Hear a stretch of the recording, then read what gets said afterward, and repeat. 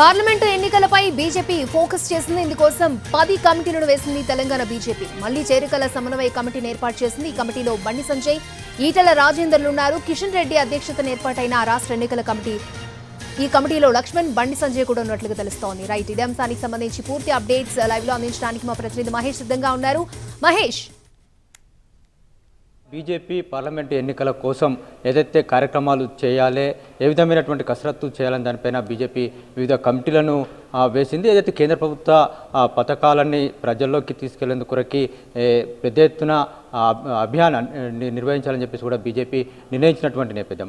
మొత్తం ఒక 10 కమిటీలను వేసింది. ఈ కమిటీలకు సంబంధించినటువంటి సమావేశాలు ఈ నెల 7-8 తేదీల్లో జరగనున్నాయి. ఈ సమావేశాలకి బీజేపీ జాతీయ ప్రధాన కార్యదర్శులు సునీల్ బన్సల్, తరుణ్ చుగ్ రాబోతున్నారు. ఇక చేరికల సమన్వయ కమిటీ, గతంలో కూడా పార్టీ చేరికల సమన్వయ కమిటీ ఉంది, దాన్ని మరొకసారి కూడా రివైజ్ చేయడం జరిగింది. ఈ కమిటీలో ఈటెల రాజేందర్, బండి సంజయ్లు ఉన్నారు. అదేవిధంగా పార్టీ రాష్ట్ర ఎన్నికల కమిటీని కూడా వేసింది. కిషన్ రెడ్డి అధ్యక్షతన వేసినటువంటి కమిటీలో లక్ష్మణ్, డీకే అరుణ, బండి సంజయ్, ఈటెల రాజేందర్, తరుణ్ చుగ్, సునీల్ బన్సల్ ఉన్నారు. ఈ కమిటీలు సమావేశాలు 7-8 తేదీలో జరగబోతున్నాయి. ఇక సామాజిక వర్గాల వారీగా ప్రసన్నం చేసుకునే విధంగా, తమ వైపు బీజేపీకి ఓటర్లుగా మార్చుకునే విధంగా వివిధ కమిటీలను కూడా వేయడం జరిగింది.